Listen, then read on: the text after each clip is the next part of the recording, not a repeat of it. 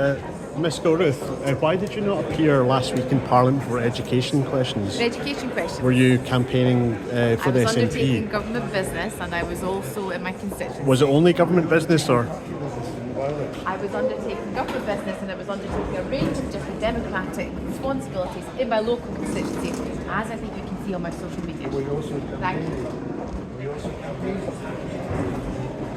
Point of order, Neil Bibby. Presiding Officer, I rise to make a point of order. As you'll be aware, on Thursday, 24th of April, I and other members of this Parliament were in attendance for education portfolio questions. Members were there to ask questions on school violence, vaping in schools, parents unable to access childcare, job losses at universities, teacher recruitment and care experienced children. All important and serious matters for our children and young people, parents and those working in our schools, colleges and universities. While I and many other members were in attendance, unfortunately, the Cabinet Secretary for Education was not here to address those important questions. For context, Presiding Officer, this question time session took place hours after a serious incident at an Aberdeen school and in the week before pupils start their SQA exams. A spokesperson for the Cabinet Secretary told the press that she had a mix of government and party meetings and events in the course of the day. A source later confirmed the non-attendance here was not due to government business. No extenuating circumstances, justifiable reasons or apology has been given for this no-show. Not only is that a bad example to set Scotland's school children by skipping education questions, which presumably would have been in the ministerial diary for weeks, if not months. Worse than that, it appears that Jenny Gilruth may have prioritised party interests over her responsibilities to Parliament and, by extension, the country. Presiding Officer, I make this point of order because it is important that the Cabinet Secretary is afforded the opportunity to clarify her reasons for not attending her own portfolio questions, alongside making available her diary and any changes to it so we can ascertain when government and party business took place and where. Failure to do this can only create the impression that the Cabinet Secretary has been discourteous and disrespectful to this Parliament. The Nolan principles of public life are clear. They underpin our standing orders and also the Ministerial Code, which states at point 1.4 section D on the accountability principle that holders of public office are accountable for their decisions and actions and must submit themselves to whatever scrutiny is necessary to ensure this.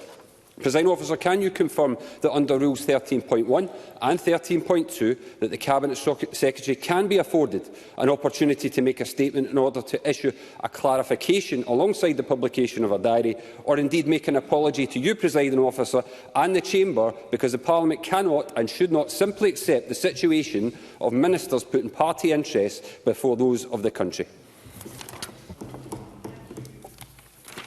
Thank you, Mr Bibby. I would suggest that our standing orders advise that oral questions may be answered by any member of the Scottish Government or junior ministers, that it is a matter for the Scottish Government who they decide to put forward for a particular session, and I would also say that the Ministerial Code in the first instance is a matter for the First Minister. We will now move on to our next item of business. Point of order, Sandesh Gulhane. Presiding Officer, the business of Parliament is to look after our citizens and, most importantly, our children. Last week, I asked during education portfolio questions what support is available to teachers facing violence, a vital question following the stabbing of a 12-year-old girl.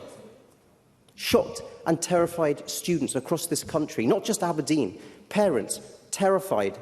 Yet the Cabinet Secretary at that time chose to attend an SNP photo call rather than attend and answer questions in this chamber. Presiding Officer, this is not a diary clash, it's a deliberate choice.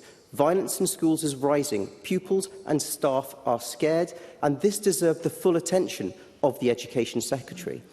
So I asked for the Cabinet Secretary to apologise to students, parents and teachers for a failure to answer these questions.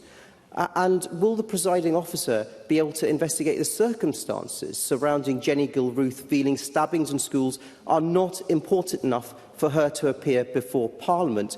And what recourse does the presiding officer herself have to address this issue?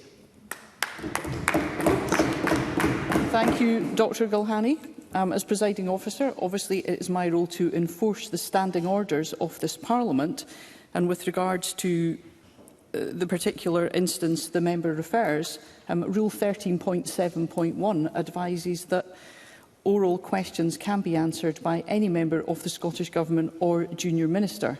So again, I would say that it is a matter for the Government themselves, and as I've said previously, the ministerial code is a matter for the First Minister in the first instance. Thank you.